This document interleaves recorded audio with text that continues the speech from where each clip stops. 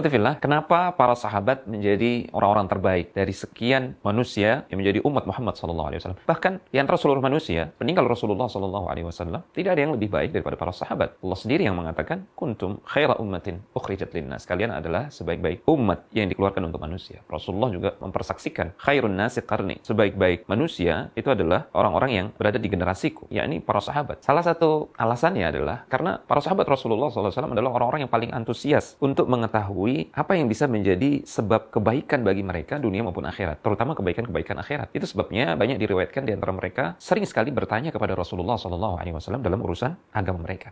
Contohnya adalah hadis ini. Diriwayatkan dalam Sahih Muslim bahwasanya sahabat yang mulia Nawas bin Sam'an, beliau pernah menceritakan, sa'altu Rasulullah SAW, aku pernah bertanya kepada Rasulullah SAW, anil birri wal itsm, tentang apa itu inti kebajikan. Inti kebaikan itu apa? Kemudian ciri-ciri dosa itu seperti apa? Ini menggambarkan antusiasme para sahabat untuk mengenal kebaikan agar mereka bisa mengamalkannya, dan mengenal keburukan agar mereka bisa menjauhinya. Apa jawaban Rasulullah SAW? Al birru husnul khuluq. Inti dari kebajikan itu adalah akhlak yang mulia. Wal itsm ma haka fi nafsika wa karihta ay yattali'a alaihi nas. Dan ciri dosa adalah apa-apa yang menggelisahkan hatimu dan engkau tidak suka orang-orang baik, orang-orang mulia melihat hal tersebut dari dirimu. Maka itu adalah dosa, kata Rasulullah SAW. Dan hadis ini sahih diriwayatkan oleh Imam Muslim. Dari hadis yang mulia ini kita dapatkan beberapa pelajaran. Yang pertama, antusiasme para sahabat, dan itu mereka wujudkan dengan menuntut ilmu, bertanya untuk kebaikan dunia dan akhirat mereka. Kemudian yang kedua, di dalam hadis yang mulia ini Rasulullah SAW mengajarkan tentang hal yang paling pokok dari semua kebaikan yang ada adalah akhlak yang mulia. Kebaikan, amal soleh itu banyak di dalam Islam. Namun Rasulullah SAW